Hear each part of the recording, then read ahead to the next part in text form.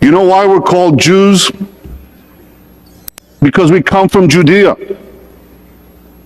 In my office in Jerusalem, there's an ancient seal. It's a signet ring of a Jewish official from the time of the Bible. The seal was found right next to the Western Wall, and it dates back 2,700 years to the time of King Hezekiah. Now there's a name of the Jewish official inscribed on the ring in Hebrew. His name was Netanyahu. That's my last name. My first name, Benjamin, dates back 1,000 years earlier to Benjamin, Binyamin, the son of Jacob, who was also known as Israel. Jacob and his 12 sons roamed these same hills of Judea and Samaria 4,000 years ago. And there's been a continuous Jewish presence in the land ever since. And for those Jews who were exiled from our land, they never stopped dreaming of coming back. Jews in Spain on the eve of their expulsion, Jews in the Ukraine fleeing the pogroms, Jews fighting the Warsaw Ghetto as the Nazis were circling around them. They never stopped praying. They never stopped yearning. They whispered, next year in Jerusalem, next year in the Promised Land.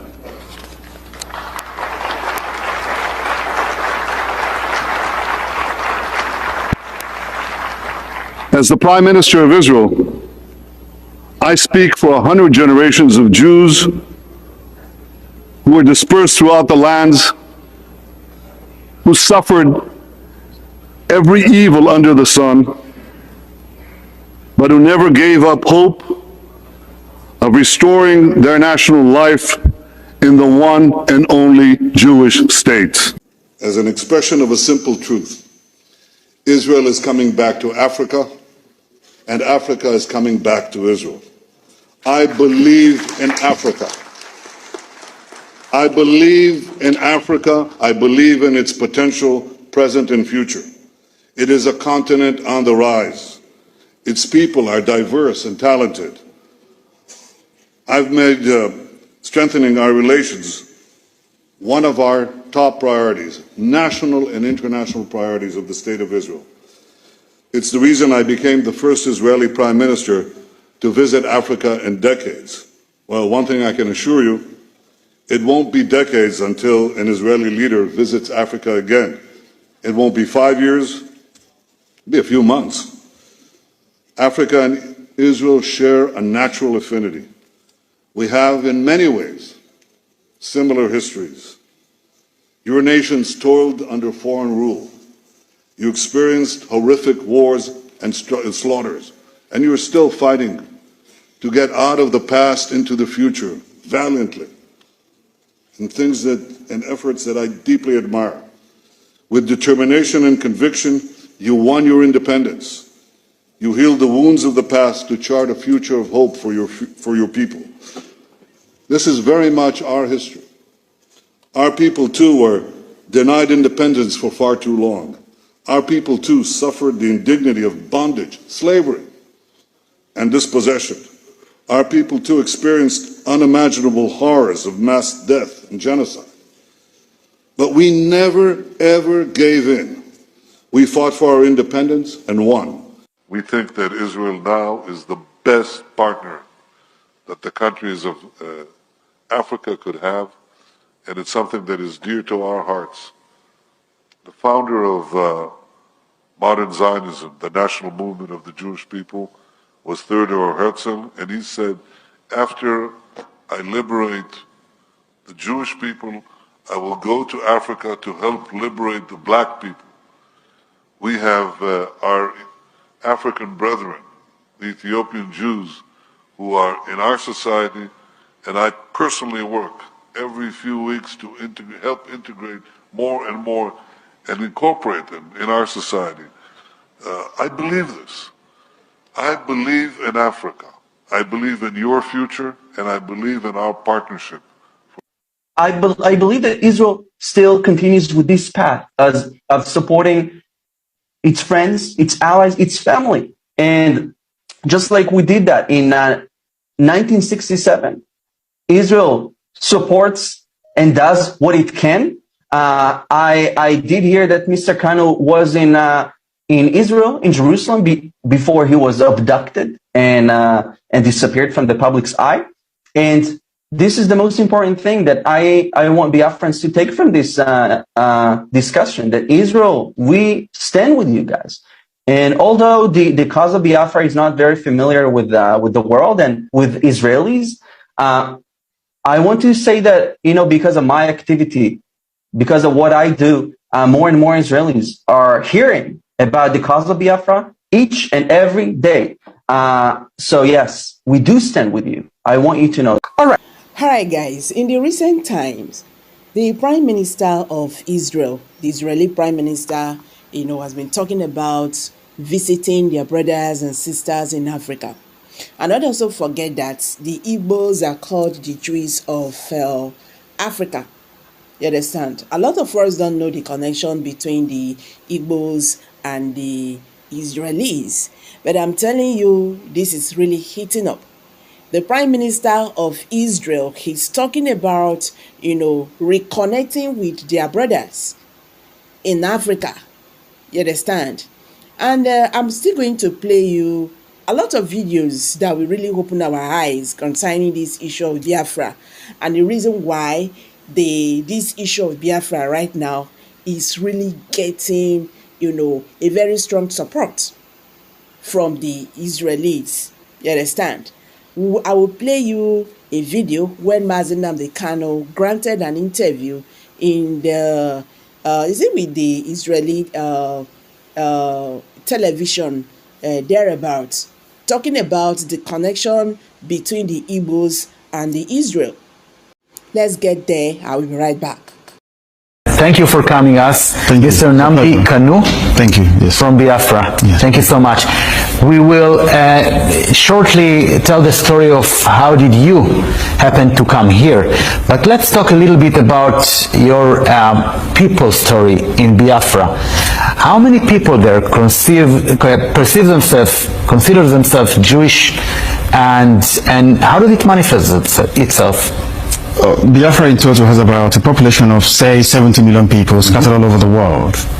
As you know, they've called us the wandering Jews of Africa. But those that identify themselves with their Jewish heritage is nearly about 50 million people. 15 million people? 50 million people. Do they practice Judaism? They practice Judaism? A significant number of them practice Judaism. In what way? In terms of their prayers, in terms of the Torah that they read, in terms of the kippah and the talit they used to pray, in terms of their recitation of their prayers, is a very significant segment of the population that actually practice it as we do, or most of us do in IPOB. The problem is that when IPOB is the indigenous people of Biafra, is this umbrella movement all over the world that is pursuing the emancipation of Biafra from Nigeria. So what's been happening is that when Christianity came with colonialism, a lot of our Jewish heritage was suppressed. We were made to feel ashamed of our Jewishness, so to speak. But luckily, unfortunately for us, a lot of people bravely maintain that very tradition and culture till this very day. If you go to Umweri in Anambra State, it is there. All over the world, it is there. And even the Encyclopedia Britannica of 1929 mentioned it quite specifically that the Igbos are the Jews of Africa, because all the traditions you have from circumcision to everything that you can think of in the book of Leviticus, we're talking about the Igbo nation, the Igbo people. Yes. Not all of them are Jewish, right? Not all the Igbos are Jewish, or they are? They are all Jewish. The problem is that with the influence and influx of Christianity as a result of colonialism, a lot of that was dampened down. What happened was a lot of our emphasis was moved away from the Torah, the Old Testament, to the New Testament.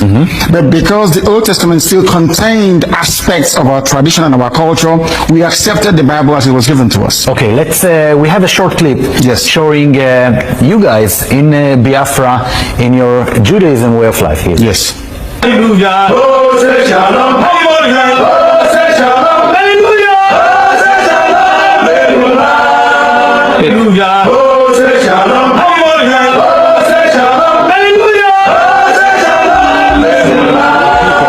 It's centuries that colonial returning to what they say are their native roots. A place Quite fascinating. Very, very fascinating. Now I want to look at the map of Biafra and Nigeria, and maybe this map tells a little bit of the story. So actually, you guys in Biafra, what are you struggling for? What is your aim in your struggle? Why there is such a confrontation between you and the authorities? Because we want to go back to where we were before the British came. Most of our problems was basically made by the British. The way Nigeria was put together is the root cause of the problem. I'm talking about these days. Okay, there was a war and Biafra was kind of independence between 1967 and 1970, I guess. That's correct, yes. And since then it's part of Nigeria. What do you want? You want an independent state of Biafra? You want to be a Jewish state? You want kind of autonomy? What did you like? What do we want? We want an independent Jewish state, a Biafran state that is absolutely independent of anything to do with Nigeria, for the simple reason that we were independent before the British came. But you want to be a Jewish state? Absolutely, to go back to a way of life. There's a place called ASOROCK where we come from. The same way you have Jerusalem. The same way you have the temple in Jerusalem, we had one in ASOROCK, the same thing. So we want to go back to that way of life, to worshipping the one and only true God that we know. Is there anyone within the Israeli establishment that recognizes you as a Jewish people? Absolutely. I'm sure that during the time of... I'm just interrupting. This is you praying at the Western Wall at the Kotel. Absolutely, yes. Okay. Yes. I prayed there also in the year 2013 when I came to Israel. So coming back to my question about the recognition by Israel to your Jewish way of life or to your Jewish heritage? Our Jewish heritage. Yeah. And our way of life, yes. Isaac Rabin made some statements about that. Also, Henry Kissinger, the former United States Secretary of State, also made some comments about it as well. If you go to the Nixon papers regarding the Biafran War, it's all there, very clearly spelled out. But I think there seems to be this kind of paranoia that should Biafra get closer to Israel, that 70 million people will somehow flock to the land of Israel. But that is not the case. We are seeking Biafra, so we can return to Biafra and be in Biafra. Let's go back to your personal story. Yes. You have been persecuted or arrested in Biafra. What was the story about? I arrived in Nigeria, in Lagos, on the 14th of October 2015, and I was arrested from London. I was arrested for demanding for freedom for my people, because I run Radio Biafra in London, and the authorities didn't like it. Then I had to go I had to go home basically to see my people, and they arrested me and kept me locked away for 19 months. 19 months? Yes, despite 2 court judgments to set me free. They took me to court, and the court... More than a year and a half in custody? Absolutely. And then what happened? And then they eventually granted me bail with very stringent conditions. When I came out, I continued to speak to my people. I continued to practice my Judaism, my Jewish faith. And one day they came to my house to kill me. The Nigerian army came to my house to kill me. What was it like? I mean, I wouldn't wish anybody to go through it. They killed 28 people in the process. How many? 28 people died. By the attempt to kill you? To kill me, they killed 28 people. How come they killed 28 people and they didn't get to you? Because my people evacuated me before they could get to my bedroom. And then you flew away? Then they took me away and smuggled me out of Nigeria. I needed some time to recover, which I did, and then I had to make my way to Israel. I see you are very excited. I wouldn't call it excitement. I would say relief that I managed to make it to the only place that I feel safe in the whole world. I could have gone back to England, but I still don't feel safe to go back to England. That's why I stayed in Israel. Okay, we're approaching the end of this conversation. Do you have any expectation from Israel government, from the Israeli society? Yes, it is to live up to the obligations to defend Judaism and Jewish faith all over the world. We are being persecuted.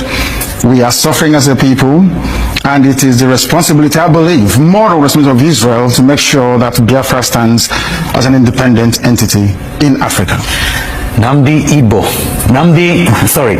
Kanu from the Igbo people in Biafra. I want to thank you so much for this conversation and wish you all the best. Thank you very much for having me. Personal level. Thank you so much. Thank you.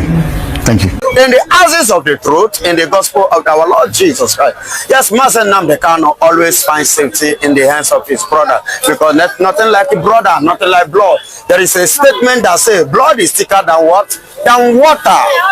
And you cannot find your brother outside. You find your brothers inside. And how do you know your brother? A brother is one who comes to attend to your matter or your case or to your rescue when matter or issues in a critical. That is your brother. And that is why he ran to Israel for safety rather than going to UK. You know, for example, he knows what he was doing, because you can see UK, the British, the Civil War that claimed so many lives of the Biafrans was instigated and carried out and sponsored by who? By the UK. And as you can see that telling against him now, he holding the passport and was kidnapped. You know, it was illegal. Up to today, what has the UK Parliament or UK government, what have they done concerning or regard to that? Nothing. But you can see Israel, they are the one showing you that that blood is thicker than water. No matter what happened, no matter whose citizen you come from, so long you remain a Biafran man, a Biafran Igbo man, you are an Israeli in Africa. It means actually blood is thicker than water. Yes, blood is thicker than water, and that is what you are seeing. And that is why, let me tell you, don't you know that what they are practicing is Judaism? It's a Jewish, and Master Nnamdi Kanu is a hardcore, I repeat, hardcore, and I quote again, hardcore Jewish. Let me go ask this question. Because if you look at the flag of Biafra, you see Star of David. Star of what? David. God bless you. How come the Igbos were able to keep that heritage so many years that it now reflects in the flag? We leave it. How come they're able to keep it so many years that now they now know and it reflected in the flag? It is a legacy, you know, like I said, it is in the blood, it is in the bone, it is in the vein, it is in the water, it is in the pulmonary, and it is in the artery of our body. So you cannot clean it, and you cannot wave it away, and you cannot push it away. You cannot neither take it away. Meaning it's in your DNA. It is exactly. You are giving me English word. I was giving you the British, the Biafran language. You understand? Now you are giving me the British English word. DNA. That is serious, because as you speak, I've seen a video where you can clearly see some Israelites who claim that they came to Nigeria to look for their brothers. They did not claim. And in the course of their sojourn here, they were rounded up by security agencies, arrested. So they were lamenting. Though they have since gone back to their place. They have to go back to their place, and they have to search for their lost brothers. And those brothers we are talking about are no other people or no other nation. There are no other tribe than the Biafrans, the Igbos. Hello? The Biafrans are those Israel, and they have come. You know, the visitation that time is like they were like, are you sure? Now these people, our brothers, they come, is the same father, the same mother, is from our lineage. You know, I don't know, let me take you to the culture of African culture. You know, when they say so person is a member of a family, some others, in order to confirm it, they will go and make some inquiries, to make some traces, you understand, to know if actually that boy, especially if the child is a male child, you understand, there will be a traces that they will trace in order. I remember what happened, that was either 2010 or 2005, then about a family, a particular woman give birth to a child, and that child was so you know, why so yellow, as in we call them Oyibo, and the father, the mother, that lineage the father, the grandfather said they were all black. So they were all accusing the woman of, playing game outside. The woman was like, I never no other man have touched me except my husband. So the people did not believe it. Later on, to confirm if what the woman is saying is the truth, they have to take her even to the shrine, and even in the shrine now told them that so person, and this thing took place many years ago. A man that was very, very fair in the family, in their generation, that somebody in their generation, was as fair as that child. So, now as a culture, they now believe that the man is back in the family again. Reincarnated. That is a reincarnation. Okay, now, because it's very clear, no longer a rumor that the Igbos have been placed in Israel website as the lost tribe of Israel. Of Israel, yes. How does that news come to you? It is a very good news, and it is high time that we need to look for our brothers wherever our brothers is, and welcome them and recognize them and embrace them, and bring them back home. Bring them back home. Bring them back home. Let's come together and enjoy together and fellowship together. That was why the Bible said that the lost, I'm talking about the prodigal son, when he returned back, what happened? His father threw a party that the lost son is back. So those lost Igbos, those lost Jewish, those lost Israelis is what is trying to come back now. And that is why part of them, we are more than this, but as time goes on, you will see other part of Biafrans, other part of the Jewish that have lost. You will see God bring them back again. Do you understand? Now, if you look at this recent Biafra Day, we saw so many countries. Is it Canada? Is it United States of America? UK, sir. Is it UK? Iceland. Is it Brazil? Poland. You see Netherlands. Resonating. Everybody, everywhere. What do you think? Even in Norway. Funny enough, in Turkey, completely shut down, sit at home. Everybody respect that day, they honor that day. Do you know why? Everybody in one way or the other have a loss. Are you hearing me? During that war. During the war, if you did not lose human being, you lost property. If you did not lose human being, you lost property. I don't know if you get it. I met a man yesterday which told me so many secret things that I don't know about this country before now. He did not lose, but he lost property. He did not lose life, but their family lost property. When he was telling me, I became shocked. He said yes. He said actually none of their family member died in the war, but their property, their father property, they lost it. He said most of them basically in River State.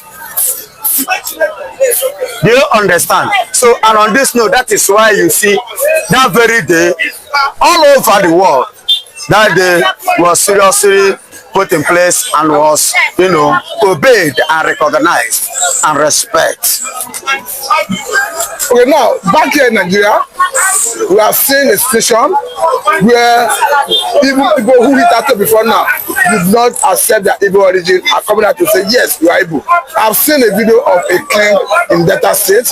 Of course, to be quite honest with you, the king where the former governor comes from, Okowa. Coming out clearly to say, yes, I am an Igbo man. We came from Uri, in Anambra State. Yes, I don't blame most of these people because they were not told. Some of them said their parents have died.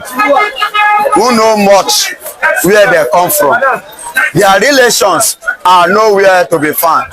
Most of them, their mother, most especially, child always stay more closer to the mother than the father. And if you come to history, mostly in this area, men have the history, have the record where they come from more than the women. So their mother did not actually disclose if from their infant stage, you know, the deep down of where they come from. That's why you see them, they'll come up, they'll begin to tell you, I am this place, I am this place, because for example, now I marry a Benin woman. For example, a man died. For example, when the child was at the tender, maybe as they were giving birth, a man died before they give birth to him or her. So in Benin, he will claim Benin, not knowing that I am from. I'm also very thankful. Mr. Chinedu Michael, I understand that, of course, the Israel are brothers to the Igbos, the extension to Biafrans, but we understand that Nnamdi Kanu currently is going through travail. But seeing Israelites rallying, protesting, asking Nigerian government to release Nnamdi Kanu, asking British government to step in and ensure that their brother is released, how does it come to you? No, it didn't come to me as a surprise anyway, because I noticed at the last 30th Biafran Day, I will see a lot that happened in Israel. I will saw Israelis, both men and women. In fact, we saw the hair Jews, you know, mounting, celebrating the Biafran Day, celebrating the birth of the first Jewish African state. For me, for the Israelis, for the Jews of Israel to join, to even remember that day, you know, she tells a lot of story of the supposed alliance or the supposed synergy or the bloodline, you know, let me put it that way, between the Biafrans, the Igbos of us, and of course the Jewish state. And I can see over time, I've seen aides of the Prime Minister of Israel making different statements referencing Biafra recognition, talking about Nnamdi Kanu, and a lot of people does not know the reason why Nnamdi Kanu is always being welcome within Jerusalem and of course the Western Wall. There's a lot of things that's attached to that, and we have built a relationship to the extent that the Israeli government themselves officially has recognized Biafra, of course the Igbos, you know, as one of the lost tribes of Israel. You know, we have the other ones from Massa, you know, Uganda. We have another one too from, of course, Ethiopia. We know the history, you know, as the only nation that was not colonized. But what we are saying at this point in time, that it has become a reality where we are seeing so many different lobbies from different parts of the world, different countries, different nations, you know, factoring the liberation of Biafra, talking about, you know, another African consciousness called Nnamdi Kanu, you know, talking about Ibrahim Traore, you know, talking about Nelson Mandela, you know, but a lot of people are surprised that the Biafran recognition agenda, and of course that has been identified on several bases, even though it was being reported some time ago that the Israeli government under Benjamin Netanyahu has gone as far as, you know, signing a Biafran charter, you know. So these are some of the things we want to see. And of course, the Israeli embassy, you know, located in Biafran land, is also a factor of trust. It's also a factor of patriotism. It's also a factor of brotherhood and bloodline and recognition of an entity or a brother that can never hurt, go as to the extent of, you know, hurting Israel. You know, and secondly, there is need for us, you know, at this point in time, to continue to build synergy with the Israeli people and the Israeli government, because what we are seeing now, in just no distant time, Israel will become a super world power that America will not be able to look at and point their hands towards them, even though we know that they have, you know, a more deeper relationship, you know, in that regard. But we are seeing Israel as a nation becoming independently in terms of, you know, weapon, in terms of military production, in terms of economy, in terms of you know, economic activities, in terms of treaty. Tanzania alone as one of the powerful nations in the world, even though we still can give it to Israel at this point in time, they are still one of the powerful nations in the world. So what you're seeing every time and now, there's this bloodline, there's this connection, that anything that happens to Biafra, anything about Nnamdi Nnamdi Kanu, they try to get the British attention to it, and of course, signal their support for Nnamdi Kanu at any point in time. Okay, let me tell you that I've seen a video recently where Nnamdi Kanu himself was explaining to some Israelites after Operation Pentecost, where he left Nigeria in escape for his life. He told them that he chose to come to Israel and not Britain because he feels safe. Okay, I've seen a video, Mr. Michael, where Nnamdi Kanu was explaining to some Israelites that he chose to come to Israel instead of UK after the Operation Pentecost that saw him run away from Nigeria. He said because he feels safer in the midst of the Israel who are his brothers. Of course, Nnamdi Kanu has made it very clearly. You know, he has brought the Zionist ideology to the Biafran agenda. He has also brought the lineage of religion of the Jewish people, you know, the Orthodox Jews in Israel, in terms of, you know, the way and manner they worship. You know, Nnamdi Kanu, you know, is a Judaist. You know, we believe in that concept of religion of Judaism. You know, and Judaism is where almost all the world leaders, you know, there's no world leader and there's no part of that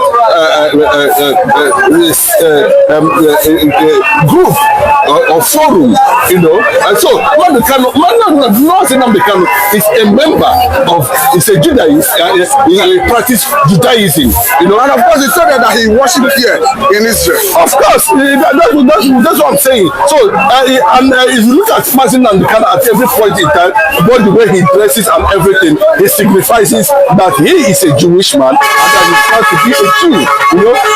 And every point in time, we are seeing the Biafrans, you know, taking up solidarity, support for the plight of injustice meted against the Biafrans, against the Igbos, the extreme marginalization, and thereafter, you always see Israeli flag. If you go to Henry, let me put it that way, you know, there is, you know, an anchor of David in the kingdom till tomorrow, till today. You know, if you still go there, you see it. You know, let me even ask this question. What informed and influenced the star of David on the map of, sorry, on the flag of Biafra? No, the fact is that, you know, that is the source, that is where we are coming from, you know, and it has been proven over the years that that is where we are coming from, you know, and that is what we are. If it is not where we are coming from, how come the ancient people that were able, you know, to relocate, to migrate from Middle East or Africa at that time? But remember, where you are calling Middle East, that now, what was it called before? Where we are calling Middle East now, what was it called before? Go and find out yourself what it was called before, and know actually who are the ancient black Hebrews. Then that will give you a signal that if those people did not come from that, there's no need. Ancient people, 7,000 BCE, they are still maintaining their source without anybody telling them. So it tells you that that is their source, and that is where they come from. I don't think there's any tribe in Africa. Yes, I can tell you, because when I visited Uri in the kingdom, you know, I discovered it, and I asked questions. Find out whether there is any tribe, black tribe in Africa, where you go to a particular location and you discover similarities of the ancient Jewish kingdom. Maybe I should even ask you this question.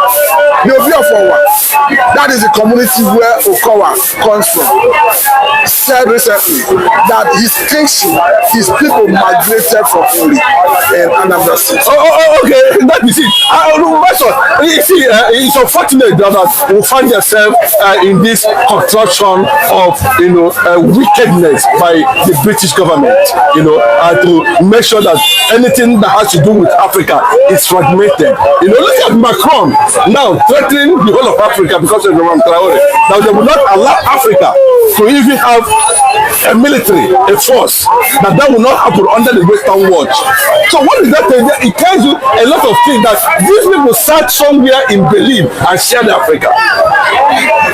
So it tells a lot of things was balkanized, a lot of things was destroyed, a lot of stories, was killed, a lot of genealogy, so many things that could have defined the identity of the people.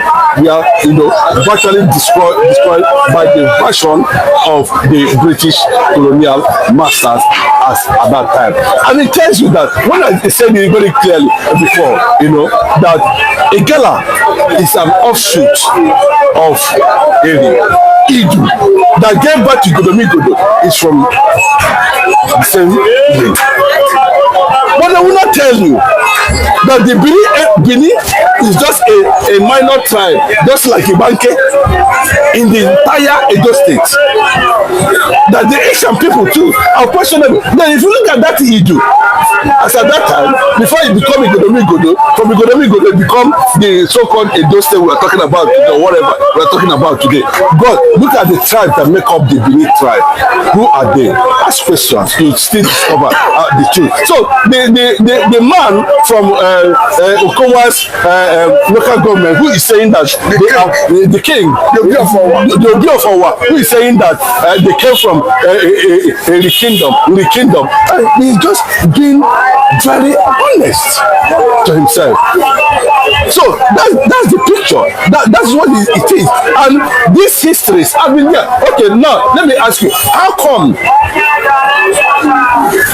the Portuguese, the first